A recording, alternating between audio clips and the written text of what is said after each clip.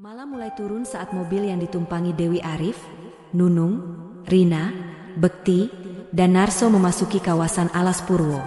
Jalanan berbatu dan rimbunnya pepohonan menciptakan suasana mencekam. Mereka berlima adalah sahabat yang gemar melakukan perjalanan ke tempat-tempat mistis untuk mencari pengalaman baru dan mengabadikannya dalam vlog petualangan mereka. Dewi Arif, sang pemimpin kelompok, adalah seorang perempuan pemberani yang selalu haus akan misteri. Nunung, sahabatnya sejak kecil, lebih berhati-hati dan sering merasa waspada terhadap hal-hal gaib. Rina, gadis ceria dan penuh semangat, berperan sebagai perekam video. Bekti, pemuda bertubuh tegap dan suka bercanda, selalu menjadi penghibur dalam kelompok. Sedangkan Narso, si pendiam namun tajam pengamatannya, lebih sering mengamati dan menyusun strategi perjalanan mereka. Mereka tiba di sebuah penginapan kecil di pinggiran hutan, tempat terakhir sebelum memasuki jantung Alas Purwo. Pemilik penginapan, seorang pria tua bernama Pak Darman, menatap mereka dengan tatapan penuh arti. Anak-anak muda, hati-hati jika kalian masuk ke dalam sana. Jangan sekali-kali tergoda dengan suara gamelan atau melihat penari di tengah hutan. Itu bukan manusia, katanya dengan suara bergetar. Nunung langsung merasa tidak nyaman. Mungkin kita harus pikir-pikir lagi, gumamnya. Namun, Dewi Arif hanya tersenyum. Tenang saja, Pak. Kami hanya ingin mencari cerita, bukan mencari masalah. Pak Darman hanya menghela napas panjang. Jangan sombong, Nak. Banyak yang datang ke sini dengan niat yang sama, tapi tidak semuanya kembali dengan selamat. Ucapan itu membuat suasana menjadi semakin tegang. Meskipun demikian, mereka tetap pada rencana awal, menjelajahi Alas Purwo malam ini. Mereka belum menyadari bahwa perjalanan ini akan membawa mereka pada mimpi buruk yang tidak pernah mereka bayangkan sebelumnya. Udara malam terasa semakin dingin saat mereka melangkah masuk ke dalam kawasan Alas Purwo.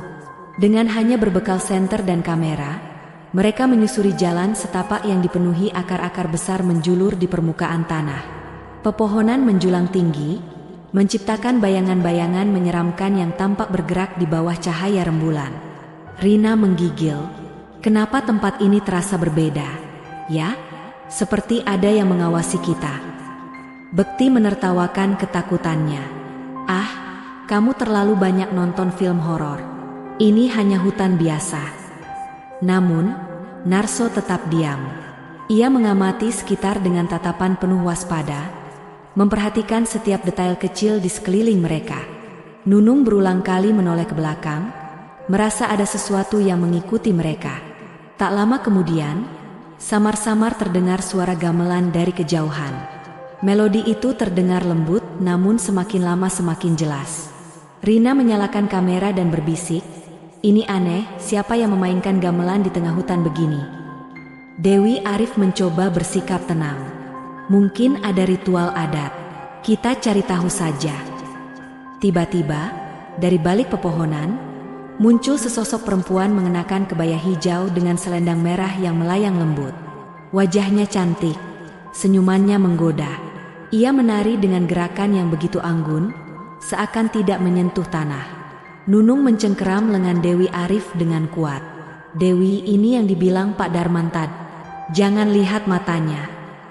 Namun, Bekti sudah terpukau oleh tarian itu. Matanya membelalak, tubuhnya terasa kaku. Seolah ada kekuatan yang menariknya semakin dekat ke arah si penari. Mereka tidak tahu bahwa langkah mereka baru saja menapaki awal dari teror yang nyata. Bekti melangkah maju, seakan terhipnotis oleh gerakan si penari. Nunung berusaha menarik lengannya, tetapi tubuh Bekti terasa kaku, seperti tidak bisa dikendalikan. "Bekti, sadarlah!" teriak Dewi Arif, tetapi tidak ada reaksi. Narso, yang sejak awal waspada, segera mengambil senter dan menyorotkan cahaya ke wajah si penari. Seketika, senyum perempuan itu menghilang, digantikan oleh tatapan dingin yang menusuk. "Jangan ganggu." Suara lembut namun penuh ancaman keluar dari bibirnya. Bekti tiba-tiba terjatuh ke tanah, tubuhnya bergetar. Rina bergegas mendekatinya, tetapi ia terhenti ketika melihat sesuatu yang mengerikan. Kaki si penari tidak menyentuh tanah, melainkan melayang beberapa sentimeter di atas permukaan. Astaga, dia bukan manusia, seru Rina ketakutan. Dewi Arif menarik napas dalam-dalam. Kita harus pergi dari sini, sekarang juga. Namun, sebelum mereka bisa bergerak, angin kencang bertiup, membawa aroma melati yang semakin menusuk hidung. Pepohonan berderak, dan suara gamelan semakin keras, seperti memenuhi seluruh hutan. Kalian sudah datang, maka kalian harus menyelesaikan tarian ini, bisik si penari dengan suara yang terdengar di kepala mereka. Tiba-tiba, tubuh Bekti melayang beberapa sentimeter dari tanah. Matanya terpejam, bibirnya bergerak seolah-olah sedang menggumamkan sesuatu. Nunung menjerit, sementara Rina merekam semua kejadian itu dengan tangan gemetar. Narso meraih segenggam tanah dan melemparkannya ke arah si penari. Seketika, perempuan itu berteriak dan menghilang dalam sekejap, meninggalkan aroma anyir yang membuat perut mereka mual. Bekti terjatuh ke tanah, napasnya tersengal-sengal. Matanya berkaca-kaca saat ia menatap teman-temannya. Aku melihat sesuatu. Ada lebih dari satu penari di dalam hutan ini. Mereka menunggu kita. Dewi Arif menelan ludah. Mereka tahu bahwa ini baru permulaan dari teror yang mengintai setelah kejadian mengerikan tadi. Mereka terpaksa meninggalkan tempat itu. Namun, meskipun penarinya telah menghilang, mereka merasa ada sesuatu yang masih mengikuti mereka dari balik kegel. Bekti, kamu bisa jalan? Tanya Dewi Arif, membantu teman Bekti mengangguk lemah. Tapi matanya masih tampak kosong. Aku masih bisa merasakan mereka, gumamnya dengan suara bergetar. Rina menoleh ke belakang. Ia merasa ada yang mengawasi mereka, tapi ketika ia menyorotkan senter ke arah semak-semak, tidak ada apa-apa. Jangan berhenti, terus jalan. Perintah Narso dan mereka berjalan semakin cepat, tapi suara gemerisik di balik pepohonan semakin jelas. Kadang terdengar suara langkah kaki, terkadang suara desahan, astaga, Kete, ada aku Bekti belum sempat, kita harus keluar dari sini. Sekarang, teriak Dewi Arif, menarik tangan Bekti dan berlari sekunamun. Semakin mereka berlari, semakin mereka merasa seperti berputar-putar di tempat yang sama. Seakan Alas Purwo tidak ingin melepaskan mereka begitu saja. Teror belum berakhir, dan mereka baru saja memasuki babak baru dalam mimpi buruk ini. Mereka di dalam Alas Purwo. Mereka berjalan cepat, berharap bisa keluar dari kawasan itu sebelum sesuatu yang lebih buruk terjadi. Namun, semakin jauh mereka melangkah, semakin mereka menyadari sesuatu yang mengerikan. Mereka terus berputar di tempat yang sama. Ini mustahil, kita tadi sudah melewati pohon ini, seru Rina panik. Narso mengernyit. Kita tersesat dalam jebakan mereka. Hutan ini tidak akan membiarkan kita keluar dengan mudah. Dewi Arif mencoba menenangkan diri. Tetap tenang, kita harus berpikir jernih. Jangan sampai panik. Suara gamelan semakin mendekat. Dari balik kabut, bayangan-bayangan mulai bermunculan. Mereka bukan hanya satu atau dua, tetapi puluhan. Wajah-wajah mereka samar, tubuh mereka berayun perlahan mengikuti irama gamelan. Bekti menggigit bibirnya. Mereka mendekat. Apa yang harus kita lakukan? Nunung menarik napas dalam-dalam. Pak Darman bilang, jangan tergoda. Jangan melihat mata mereka. Dewi Arif segera menyuruh semua orang untuk menundukkan kepala. Jangan lihat mereka. Tetap jalan ke depan. Namun, langkah mereka tiba-tiba terhenti. Di depan mereka, berdiri seorang perempuan berkebaya hijau dengan selendang merah. Dia tersenyum manis, tetapi matanya kosong. Kalian sudah datang sejauh ini. Mengapa ingin pergi? Bisiknya dengan suara yang menggema di kepala mereka. Bekti menjerit saat tubuhnya kembali melayang di udara. Rina berusaha menariknya, tetapi kekuatan tak kasat mata menahannya.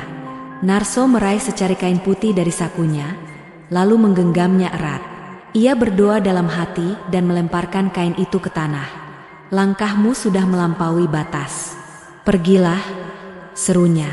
Seketika, angin bertiup kencang, dan jeritan melengking menggema di seluruh hutan. Bayangan-bayangan itu menghilang, suara gamelan lenyap, dan Bekti terjatuh ke tanah dengan tubuh gemetar. Mereka terengah-engah. Udara yang tadinya menyesakan kini terasa lebih ringan. Dewi Arif membantu Bekti berdiri. Kita harus keluar dari sini, sekarang juga. Mereka kembali berjalan, kali ini dengan penuh kewaspadaan. Tapi mereka tahu, ini belum berakhir. Alas Purwo masih menyimpan misterinya, dan mereka telah menjadi bagian darinya. Mereka terus berjalan, tetapi kelelahan dan ketakutan mulai menggerogoti semangat mereka. Kabut masih pekat, dan hawa dingin semakin menusuk tulang. Napas mereka memburu, sementara setiap langkah terasa seperti menapaki tanah asing yang tak berujung. Kita tidak bisa terus begini, kata Nunung sambil mengusap keringat dinginnya. Kita butuh rencana. Narso mengamati sekeliling. Sepertinya kita harus mencari tempat perlindungan dulu. Malam akan segera tiba, dan kita tak bisa terus berjalan dalam keadaan seperti ini. Dewi Arif menoleh ke arah semak-semak di sampingnya. Ia melihat sesuatu yang mencurigakan, sebuah jalur setapak kecil yang nyaris tersembunyi di antara pepohonan besar. Di sana, mungkin jalur itu bisa membawa kita keluar dari sini. Tanpa banyak pilihan, mereka mengikuti jalur tersebut. Setiap langkah terasa semakin berat, dan bayangan-bayangan di antara pepohonan seolah mengikuti mereka. Hingga akhirnya, di ujung jalur itu, mereka menemukan sebuah gubuk tua yang terlihat sudah lama ditinggalkan.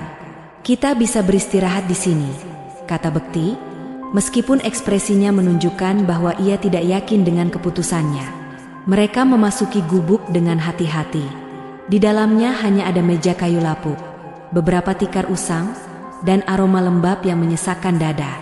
Tapi setidaknya, mereka bisa berlindung sejenak. Namun, ketenangan mereka tidak berlangsung lama. Dari luar gubuk, terdengar suara langkah kaki menyeret. Suara itu semakin lama semakin dekat. Rina menahan napas. Apa itu? Dewi Arif mengisyaratkan agar semua diam. Mereka menunggu dalam ketegangan, hingga suara itu berhenti tepat di depan pintu. Tok, tok, tok. Ketukan terdengar perlahan tapi berat. Tidak ada yang berani bergerak, tidak ada yang berani menjawab. Lalu, suara itu berubah menjadi bisikan lirih. Keluar atau kalian akan selamanya terjebak. Tiba-tiba, pintu gubuk berderak terbuka sendiri, memperlihatkan sosok perempuan berkebaya hijau dengan mata kosong yang kini berdiri di ambang pintu. Alas Purwo belum selesai dengan mereka. Sosok perempuan berkebaya hijau itu berdiri di ambang pintu. Senyumnya samar namun mengandung ancaman yang tak terbantahkan.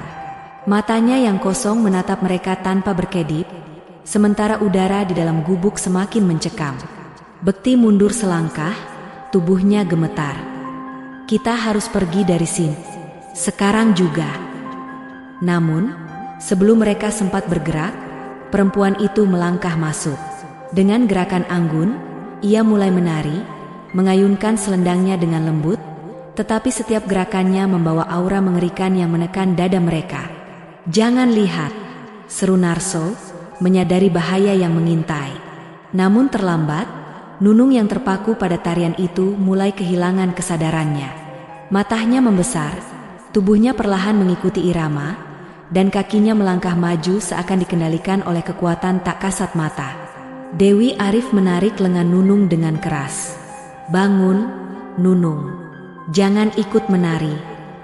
Nunung tersadar sejenak, tetapi perempuan itu hanya tersenyum dan berputar lebih cepat. Kini, ruangan terasa berputar, dan suara gamelan terdengar semakin keras, seakan berasal dari dalam dinding gubuk itu sendiri. Rina menutup telinganya, tetapi suara itu seakan merasuk ke dalam kepalanya. Kita harus keluar dari sini. Narso merogoh kantongnya, mengeluarkan pisau kecil dan mencengkramnya erat. Kalau kita diam di sini, kita akan jadi bagian dari mereka. Dengan keberanian yang tersisa, ia melemparkan pisau itu ke lantai, tepat di depan perempuan berkebaya hijau. Seketika, tarian itu berhenti.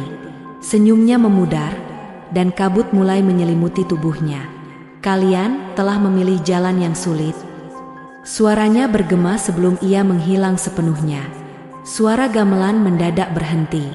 Udara di dalam gubuk kembali sunyi, tetapi mereka tahu ini belum berakhir.